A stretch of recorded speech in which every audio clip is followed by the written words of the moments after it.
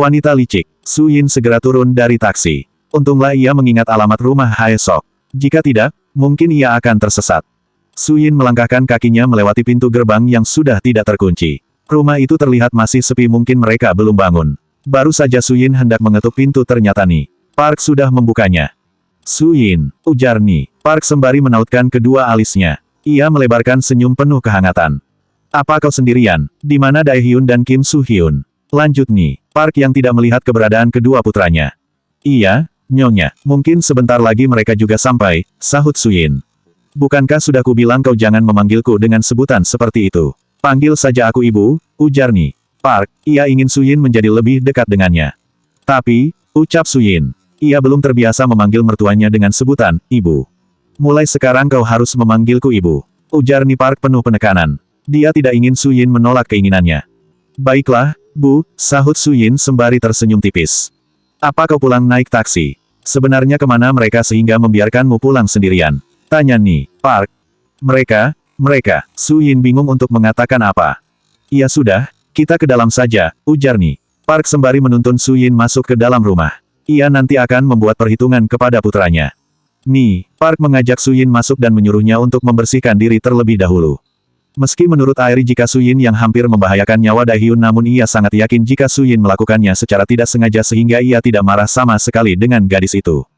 Su Yin pergi ke kamarnya kemudian membersihkan diri dan mengganti pakaiannya. Dari kemarin ia bahkan belum mengganti pakaiannya sama sekali. Su Yin membaringkan tubuhnya sebentar di ranjang sembari merentangkan kedua tangannya. Semalaman ia sangat tidak nyaman karena tidak bisa bebas bergerak. Setelah selesai Su Yin pergi ke dapur. Ternyata di sana sudah ada Airi dan Hae Sok bersama beberapa pelayan yang tengah memasak. Selamat pagi, semuanya, sapa Su Yin dengan senyum yang tersungging di bibirnya. Ia melangkahkan kakinya menuju meja dapur di dekat tempat mencuci piring. Rupanya kau sudah pulang, ujar Hae Sok. Sudah, Nek, sahut Su Yin. Su Yin, jangan menyentuh apapun di sini. Aku tidak ingin semua orang di rumah ini akan keracunan karena ulahmu, cibir Airi ketika melihat Su Yin hendak membantu membersihkan sayuran. Airi, kau tidak boleh berbicara seperti itu, ujar Hae Sok dengan nada dingin. Ia tidak suka Airi yang berbicara agak kasar kepada Su Yin. Nenek, aku hanya mengatakan fakta yang sebenarnya. Lagi pula masakanku jauh lebih baik dari Su Yin, ucap Airi dengan penuh percaya diri. Benarkah jika kemarin kau yang memasaknya? Tanya Hae Sok sembari memandang Airi. Tadinya ia ingin bungkam namun karena Airi membukanya. Sekarang ia harus meluruskan semuanya. Tentu saja, Nek. Aku sudah mempelajari resep itu dengan baik, sahut Airi dengan terbata. Aku pikir kemarin makanan itu adalah yang dimasak oleh pelayan rumah ini, ujar Hae Sok seraya tersenyum miring. Tanpa Su Yin dan Ai ketahui Hae Sok sudah mencicipi masakan mereka sebelum mereka menghidangkannya di meja makan. Rasanya berbanding terbalik dengan ketika mencicipinya yang sudah berada di meja makan. Masakan Su Yin yang awalnya tidak pedas mendadak terasa pedas sekali dan masakan Airi yang tadinya rasanya sangat aneh tiba-tiba menjadi sangat enak. Hae Sok menyadari jika yang dihidangkan oleh Airi adalah masakan yang dibuat oleh para pelayannya. Ia sudah hafal setiap resep yang diajarkan kepada pelayannya dan memang itu adalah resepnya. Mana mungkin, Nek, itu semua aku yang membuatnya, bantah Airi. Kalau begitu nenek ingin kau membuat menu yang sama seperti kemarin, tantang Hae Sok. Ia ingin membuktikan perkataannya yang tidak pernah salah. Tapi aku sudah lupa dengan resep yang kemarin karena aku hanya mencobanya saja, ujar Airi dengan tangan gemetar. Bukankah kau bilang jika sudah mempelajari resepnya? Desak Hae Sok. Ia sangat yakin jika Airi berbohong. Tapi aku benar-benar sudah lupa dengan resep kemarin, Nek, ujar Airi. Ia masih berusaha mencari alasan agar Hae Sok tidak mendesaknya untuk membuatnya lagi. Su Yin hanya mendengarkan tanpa ada niat untuk ikut campur karena ia tidak mengerti apa maksud perkataan Hae Sok. Kau juga memasukkan bubuk cabai ke dalam masakan Su Yin dengan jumlah yang cukup banyak. Kau pikir aku tidak mengetahuinya? Ujar Hae Sok dengan tersenyum miring. Pantas saja masakanku jadi sangat pedas, timpal Su Yin dengan alis yang berkerut. Itu semua adalah kesalahanmu. Kenapa aku yang disalahkan? Gerutu Airi sambil memandang Su Yin dengan tatapan tidak suka. Ternyata sifatmu sebagai publik figur sangatlah buruk. Wajah dan hatimu tidak serasi, cibir Hae Sok.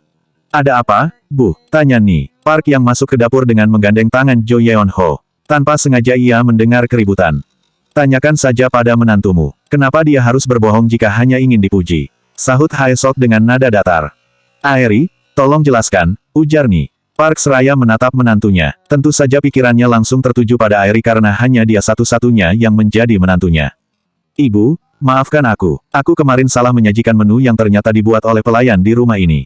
Aku juga memasukkan sedikit bubuk cabai ke masakan Suyin. Itu karena aku mencicipi masakan Suyin sangat tidak enak jika tidak ada cita rasa pedas namun aku justru memasukkannya terlalu banyak, ujar Airi panjang lebar.